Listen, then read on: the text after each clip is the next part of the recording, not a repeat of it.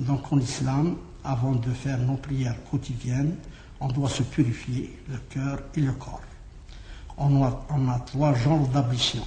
On a les grandes ablutions, ou les ablutions majeures, on l'appelle en arabe le ghusl, ou l'udul akbar.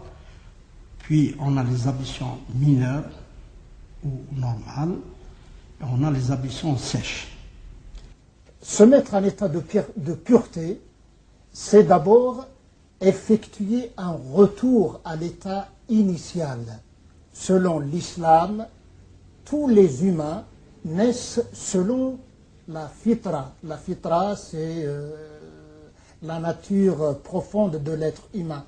Donc le musulman réactualise ce retour à la fitra par la mise en état de pureté. Donc les grandes ablutions, on doit les faire après avoir un contact conjugal, ou les femmes après les règles et après l'accouchement, ils ne peuvent pas pratiquer la prière sans faire les grandes ablutions. Donc il se passe, on doit se laver, premièrement faire l'intention, comme quoi on va se purifier, on doit couler l'eau sur la tête en frottant bien la tête, le visage, les oreilles, le cou, la nuque et toute la partie haute droite et gauche, puis le dos, puis de la hanche droite jusqu'aux orteils et la hanche gauche jusqu'aux orteils. Il faut que l'eau enveloppe tout le corps. Et quand on finit, on doit se diriger vers le sud-est, vers la Mecque, le Qibla, et on prononce la Shahada, les petites ablutions, on dit Bismillah ar-Rahman ar-Rahim, et puis on lave les mains.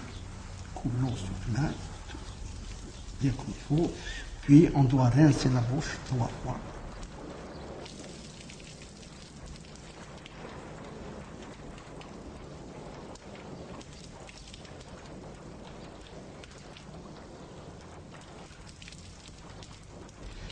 Le nez, expirer 3 fois.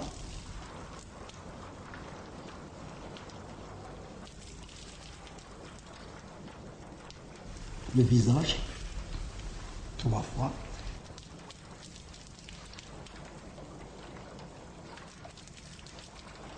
Les avant-bras droite, bien comme il faut, 3 fois.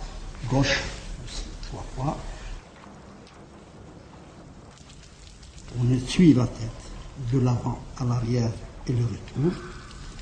Et puis, on moule les doigts, on doit passer sous les oreilles l'intérieur et l'extérieur. Puis les pieds. Donc, les pieds 3 fois, surtout entre les orteils.